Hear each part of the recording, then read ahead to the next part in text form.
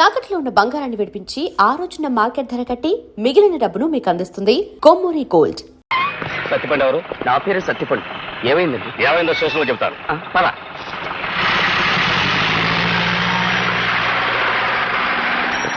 ఏమిట్రా ఏమైంది చెప్పు.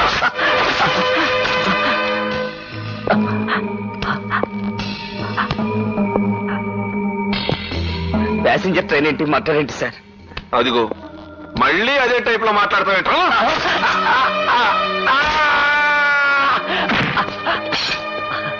నాకేం తెలియదు సార్.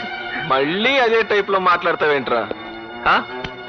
ఆంధ్రప్రదేశ్ లో అన్ని పోలీస్ స్టేషన్ లోనూ నీ పేరుంది. ఫేమస్ కిల్లర్ సత్తిపండువి నువ్వు కాదు. నా చెవిలో లాఠీ పెట్టాలని ట్రై చేయకు, పట్టదు. అసలే నేను అదో టైప్.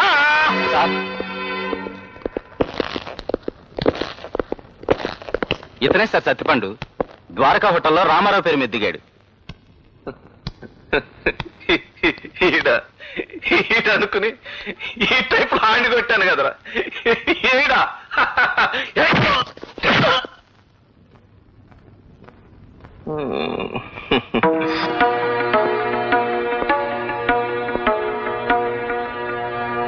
పేరు మార్చుకోవయ్యా. డిపార్ట్మెంట్ కదా, ఏ చిన్న చిన్న మిస్టేక్లే జరుగుతుంటాయి. రావయ్యా. సత్యపండు ఏమైంది? ఏంటిది? అదో టైప్ లో జరిగిపోయింది. సారీ చెప్పానుగా. చావగొట్టి సారీ చెప్తే సరిపోతుందా? తప్పదు, మా టైపే అంత. తంతేగాని నిజం రాబట్టలేం. ఒకే పేరున్న వాళ్ళు చాలా మంది ఉంటారు, తెలీదా నీకు? తెలీదు. పోనీ తెలుసు. అయితే ఏంటి?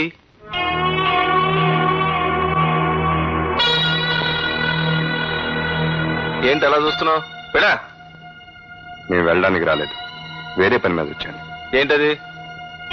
మా చెల్లిని కాలేజీ దగ్గర వీర్ రఘురామన్ ఎవడో ఏడిపిస్తున్నాడని తెలిసింది. వాడు ఎవడా అని ఎంక్వైరీ చేస్తే నువ్వేం తెలిసింది? నాతో పెట్టుకోవద్దు, నేను అసలే ఓ టైపు.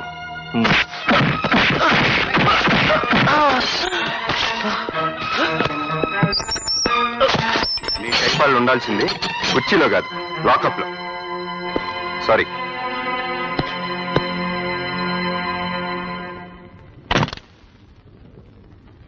అన్నయ్య, మీ పోలీసు వాళ్ళకి జాలి దయ ఏం ఉండవా?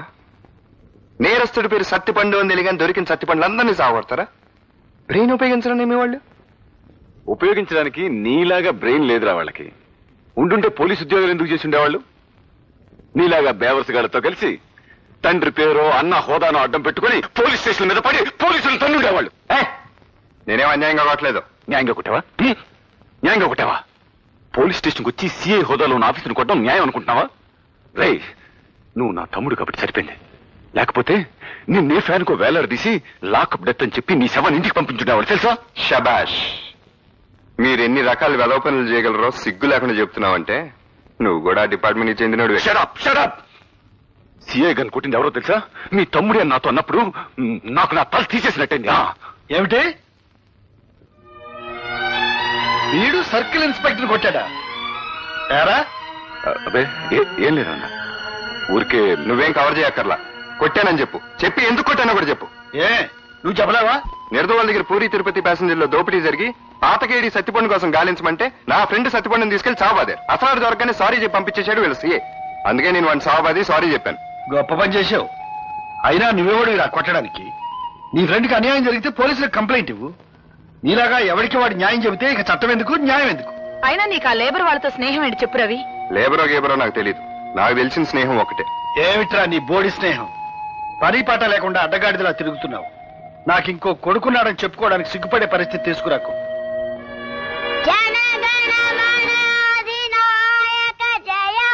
రేయ్, నువ్వు వెళ్ళు. తప్పు చేయని వాడిని ఎవరన్నా కొడితే వాడిని మనం కొట్టడం తప్ప తాతయ్య? కాదు తాతయ్య. మరి బాబా మీద కోపడతారు ఎందుకు? చాలా ఊరిక. Order order. వాదోపవాదాలు విన్న మీద జడ్జిమెంట్ ఇచ్చేస్తున్నాను. సత్తిపండును అన్యాయంగా కొట్టిన పోలీసును బాబా అలియాస్ మా బాస్ కొట్టడం రైట్. బాబాయిని అడ్డమైన గొడవల్లో తలదూర్చొద్దు అనడం తాతే రైట్. రైట్. ఏం చేస్తావు? నిన్ను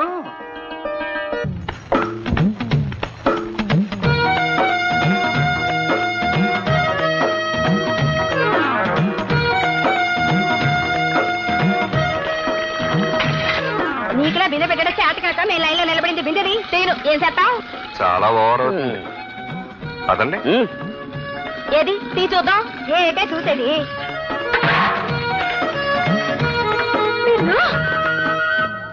ఇంత ఓవర్ అయితే కష్టం.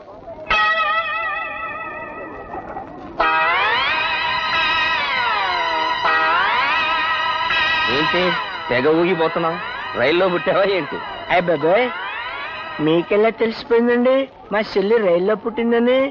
చెల్లమ్మా జాగ్రత్త చెల్లమ్మా, పడిపోతావమ్మా. ఎవరికి? నాకే? ఓవర్ అవకో. ఇదిగో ఇదే నీకు లాస్ట్ వార్నింగ్. ఇంకొకసారి గేర్ చేసావనుకో ఏమవుతుందో తెలుసా? ఇల్లు ఖాళీ చేసి వెళ్ళిపోవాలి. అయ్య బాబాయ్ ఎలా తెలిసిపోయింది చెల్లమ్మా నీకు మనం ఇల్లు ఖాళీ చేసి వెళ్ళిపోవాలని? ఊరుకో, తెగ పోజులు కొట్టేస్తున్నాడు. ఏయ్ మళ్ళీ ఓవర్ అవుతుంది. రామ నేను ఓవర్ అవడం లేదండి. అయ్య బాబాయ్ జత పడిపోతారు బాబు, పడిపోతారు. అయ్యో పడిపోతారు బాబోయ్. వెళ్ళొస్తుంది తాతయ్య. మంచిది బాబు. Good morning uncle. నమస్కారం మాస్టర్. ఓ రామ్మోహన్ రావు రారా కూర్చో. ఎలా ఉంది రిటైర్మెంట్? మరీ విశ్రాంతి కదండి, చాలా ఇబ్బందిగా ఉంది. నేను రిటైర్ అయిన కొత్తలో నీలాగే అనుకునేవాడిని, కానీ అది పోగొట్టడానికి అన్నట్టు అమ్మాయి అల్లుడి యాక్సిడెంట్లో పోయారు. ఏం చేస్తాం, మళ్ళీ బాధ్యతలు మొదలయ్యాయి. అదిగో ఆ సాయిరామను ఒక ఇంటి వాడిని చేసేస్తే ఆ తర్వాత నేను అవతారం చాలించినా అడిగే వాళ్ళు ఎవరు ఉండరు. మాస్టర్ నేనెప్పుడూ మీకు రుణపడి ఉన్నానని చెప్పడమే గానీ రుణం తీర్చుకునే అవకాశం రాలేదు. ఇప్పుడు వచ్చింది, మరి ఆ అవకాశం ఇస్తారా? ఏమిటే అది? మీకు అభ్యంతరం లేకపోతే మా అమ్మాయిని సాయిరాంకి ఇద్దాం అనుకుంటున్నాను. ఏమైనా? అవును మాస్టర్, మా అమ్మాయి మీ ఇంట్లో ఉండి మీకు ఈ వయసులో సేవలు చేస్తుంటే మీ రుణం తీర్చుకున్నంత తృప్తిగా ఉంటుంది నాకు. అలాగే, నీ ఇష్టం వచ్చినట్టు. Thanks master. నమస్కారం అమ్మా. నేను పని మానేశాక ఇంట్లో ఇబ్బందిగా ఉందని సిన్నమ్మగారు చెప్పారు, అందుకే ఈ పిల్లని తీసుకొచ్చాను. మా పేటలోనే ఉంటుంది, చాలా మంచి పిల్ల. దండబట్టవే. చూడ్డానికి లక్షణంగానే ఉంది. నువ్వు అమ్మగారికి నచ్చావే? నాకు అమ్మగారు భలే నచ్చారు, అచ్చం పార్వతీదేవిలో ఉన్నారు. జీతం ఎంత కావాలి? ఊరుకోండమ్మా, మీ మొహం చూస్తే జీతమా బతమా ఏమీ లేకుండా ఉండాలనిపిస్తుంది బతుకంతా. బాగానే మాటలు నేర్చావు, పద లోపలికి. అమ్మగారు కుడికాలు పెట్టాలా ఎడంకాలు పెట్టాలా? నువ్వేమీ కోడరికానికి రావడం లేదు, ఏదో ఒక కాలు పెట్టు. ఎందుకైనా మంచిది, కుడికాలే పెడతాను, నువ్వు వెళ్ళు. ఇదిగో 2 కిలోల బియ్యం, 1 కిలో మంచినూనె, 1/2 కిలో పెసరపప్పు అర్జెంటుగా కట్టు, అవతల ఎసరు మరిగిపోతుంది. ఏంటమ్మాయి నువ్వేమైనా గవర్నర్ గారు కోడలువా, కలెక్టర్ గారు పెళ్ళానువా? ఎక్కడికి వచ్చినా వెనకొస్తావు, ఓ ముందుకెళ్ళిపోతావు. మేమంతా మడుసులం కావా? ఇదిగో వెనక ముందున ఆలోచిస్తా ఉంటే ఈ కొట్టుకాడే ముసల్దాన్ని అయిపోతాను. చేతనైన కాడికి పక్కోళ్ళని తోసుకునైనా ముందుకెళ్ళాలి, లేకపోతే ఈ లోకంలో బతకలేము. ఏంటమ్మా చిట్టి, ముందు వెనకనేదో పాఠాలు చెప్తున్నావేంటి? అదే పాఠాలా పాడా, మడిసి అన్నాక బుద్ధుండాలి. ఎంచక్క ముందొచ్చినోడు ముందు, వెనకొచ్చినోడు వెనక నిలబడాలి, లేకపోతే మడుసులకి పశువులకి తేడా ఏముంటదని చెప్తున్నా. అయితే నువ్వు పశువుని ఒప్పుకున్నావు అనమాట.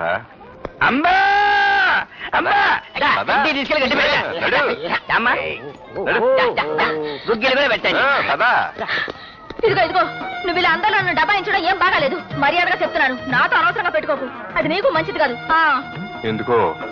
నేను మామూలు రాణి అనుకుంటున్నావా? మహారాణిని. జడ్జి రామ్మోహన్ రావు గారింట్లో పని కుదిరాను. జడ్జి అంటే మామూలు జడ్జి అనుకున్నావా? రిటైర్డ్ జడ్జి తెలుసా? వాళ్ళ పెద్దబ్బాయి గారు పెద్ద పోలీస్ ఆఫీసరు, చిన్నబ్బాయి గారు ఇంకా పెద్ద ఆఫీసర్ అనుకుంటాను. రాత్రి పగలు డ్యూటీలోనే ఉంటారు. అవును, ఇంతకి జడ్జి పశువుతో పని ఎట్లా చేయించుకుంటున్నాడు? ఇదిగో పిచ్చి పిచ్చిగా వాగితే మా అయ్యగారితో చెప్తాను. ఆయన అసలే రిటైర్ జడ్జి. ఆయన తలుచుకుంటే రేపు ఈ పాటికి నువ్వు జైల్లో ఉంటావు. శరీరముఖమా, ఈ బాబు ఎవరన్నా? మామా నువ్వు వెళ్ళి పని చూసుకో.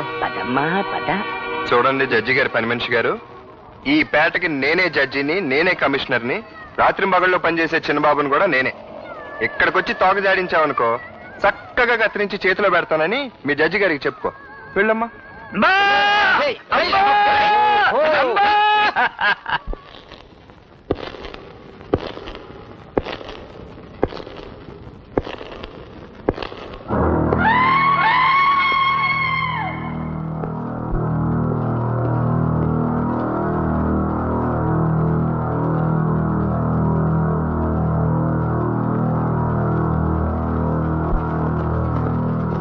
వెళ్ళొస్తాను డాడీ.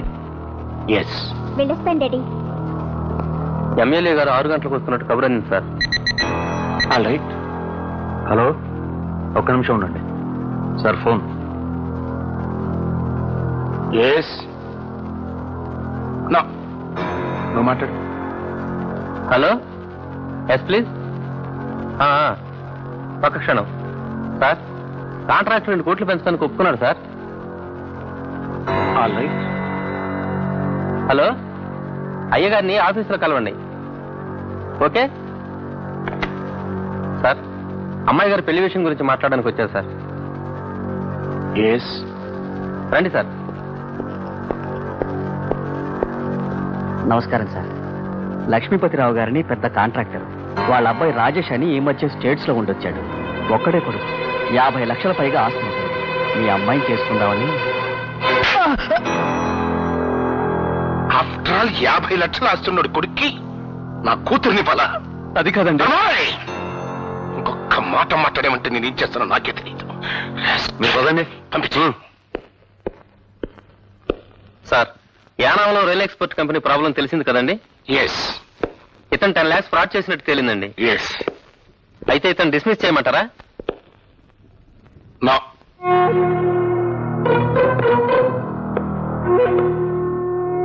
నా కంపెనీలో ఏ ఎంప్లాయీకి డిస్మిసల్ ఉండదు. చచ్చేదాకా సవ్యంగా ఉద్యోగం చేయటం, సవ్యంగా లేకపోతే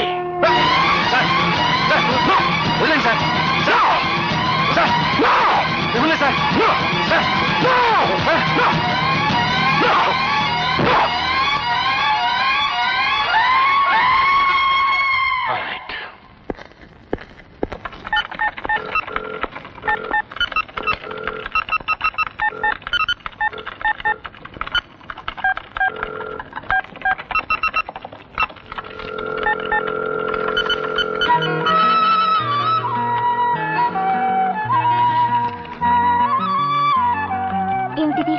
లవ్ మ్యాన్. నా ప్రేమ సామ్రాజ్యానికి రాజధాని స్వాతి. చెల్లెమ్మా జాగ్రత్త చెల్లెమ్మా, పడిపోతావమ్మా. ఏంటి పడిపోయేది నీ మొఖం? అయ్య బాబాయ్, ఇది నా మొహం అని నీకెలా తెలిసిపోయింది చెల్లెమ్మా? చెల్లెమ్మా, నా మొహం మామూలు మొహంలా ఉందా? 7 మొహంలో అలాగా చెల్లెమ్మా? ఏమైంది? ఏమైందంటావేంటమ్మా? కోర్టు నుంచి సమన్లు వచ్చాయమ్మా. నన్ను పోలీసులు జైల్లో పెట్టేశారు చెల్లెమ్మా. బాబు మీరే రక్షించాలి తండ్రి. బాబు మీరే రక్షించాలి తండ్రి. అయ్య బాబాయ్, నా గొంతు నాకేం పడుతుందండి బాబు. మీరే రక్షించాలి తండ్రా, మీరే రక్షించాలి తండ్రా. చూసారా, నా గొంతు నాకేం పడుతుంది బాబు. మీరే రక్షించాలండి. ఏమైంది? ఏదో అయిందిలే. ఇది నీకు సంబంధించిందేం కాదు. అయ్య బాబాయ్, ఆరికి సంబంధించిన విషయం కాదంటావేంటి సిల్లమ్మ? బాబారు, నేను ఆ గణపతి దగ్గర అప్పు చేసి రిచ్చా కొన్నమాట వాస్తవం బాబు. కానీ ఆ పైసలన్నీ మొత్తం తీర్చేశాను బాబు. తీర్చలేదు నాడు కోర్టులో దావా వేశాడు బాబు. నా చెల్లెల నుంచి పెళ్లి చేసేదాకా ఇలాగే ఏడిపిస్తానని నన్ను బెదిరిస్తున్నాడు బాబు.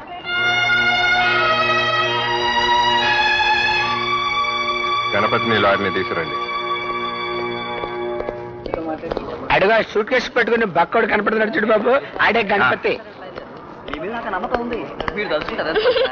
నేను గణపతినే పెళ్లి చేసుకుంటానన్నయ్య. అరే మీసాలు లేకుంటే అమెరికా అనుకుంటున్నారా నువ్వు? ఈ జుబ్బా ఎంత రాజేష్ ఖన్నా ఫీలింగ్ నీకు? ఎయిరా విని ఒక నీకు అబద్ధాడతారు నువ్వు. నా చెల్లెల్ని పెళ్లి చేసింటారు నువ్వు. చంపేస్తా నేను. ఇప్పుడు మర్డర్ చేస్తాను. నా చెల్లెలు ఏమిటయ్యా అది? జడ్జి గారి దగ్గరికి రా. జడ్జి గారు అక్కడెక్కడ ఉన్నారయ్యా? అసలు ఈ పర్సనాలిటీ ఎలా పెళ్లి చేసుకుంటారా నువ్వు? ఏమిటయ్యా జోగ్రాఫీ తెలుసా?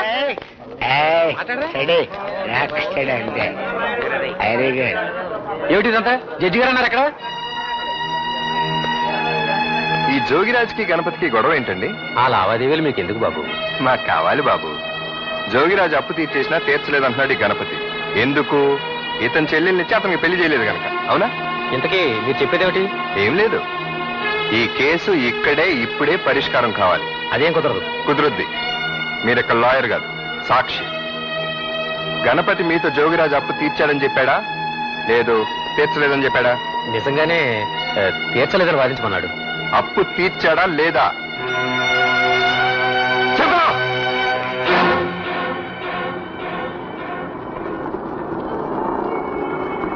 తీర్చేశాడు, కానీ తీర్చలేదని వాదించుకున్నాడు. మీరు తప్పండి సార్. రే రే జుబ్బా ఎందుకు రే? ఆ పేపర్లు తీసారా నీ జుబ్బా నువ్వు నీ బాబోయ్ మళ్ళీ వచ్చావంటరా? మొన్న కోర్టు దగ్గర ఇచ్చిన డోస్ చాలేదా నీకు? నోటు చించేసినంత మాత్రం వదిలేస్తాననుకున్నావా జోగిరాజు? నీకే కాదు నాకు తెలుసు రౌడీస్. చంపేస్తాన్రా నిన్ను, చంపేస్తాను.